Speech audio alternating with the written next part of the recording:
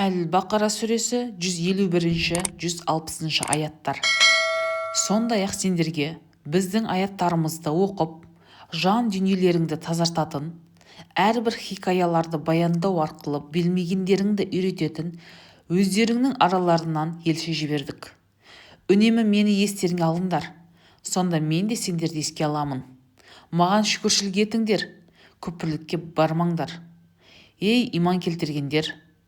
Бастарыңа әлде бір қиындық түссе, сабырлық жасап, намазға жүгініңдер. Ақиқатында Алла сабыр етушілерді қолдаушы. Алланың жолында жанын пида еткен жандар, өлген жандар деп айтпаңдар.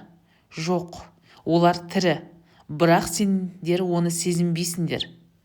Сендерді біз міндетті түрде аздап қорқыту, аштыққа ұшырату арқылы, дүние мүліктеріңнен ажырату арқылы, жақындарынан айырылу арқылы, еккен егістеріңді зая кету арқылы сынаққа саламыз. Сабыр ете білгендерді сүйіншіле, уа Мұхаммед, оған Алланың салауаты мен сәлемі болсын.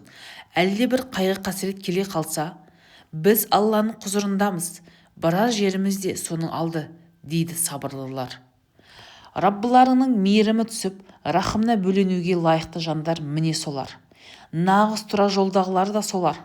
Сафа мен Маруа таулары Алланың дініне қатысы бар мекен жайлар. Кімде-кім қажылық немесе умра жасаса, сол екеуін тауап еткен абзал. Жақсылыққа ұмтылған жандарды Алла ескеріп риза болады.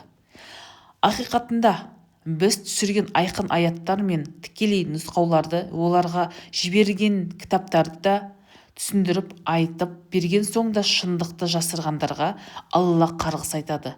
Жалпы жауыздық атаулыға лағнет айтушыларды ондай пенделерге қарғыс жаудырады. Ал істеген істеріне өкініп, тәубеге келіп, ақиқатты жариялап, ізгілік жасағандардың жөні бөлек.